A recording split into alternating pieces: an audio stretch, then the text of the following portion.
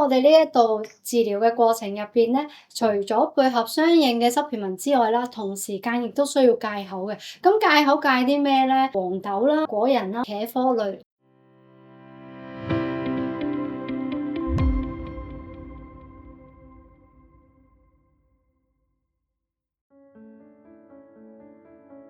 咁戒口戒啲咩咧？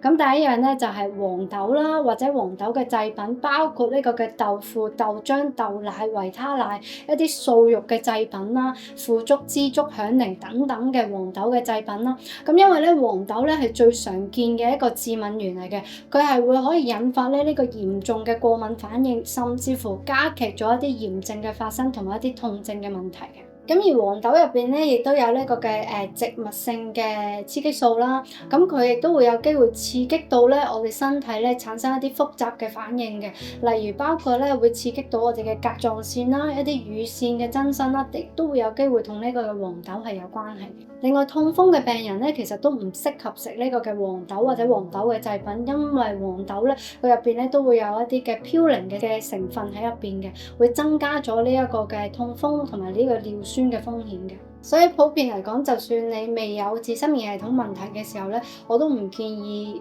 食即係豆腐啊、豆腐花啊，因為呢啲係最容易攝取到嘅食物啦。咁另外一種咧就係一啲嘅花生啦、腰果啦、果仁啦、麻醬啦，因為花生咧喺過敏入邊咧最常見，同埋亦都係呢個最嚴重嘅一個食物過敏之一嚟嘅。佢有機會可以引發咧全身性嘅過敏反應，最嚴重嘅話咧可以導致到呢個過敏性休克。咁而花生啦同埋某一啲嘅果仁類咧入邊亦都含有一啲植酸嘅，咁植酸咧係亦都會干擾到唔同嘅礦物質去吸收，包括係我哋頭先講過最主要嘅一啲鐵質啊或者係銅質啊嘅吸收係會被影響到嘅。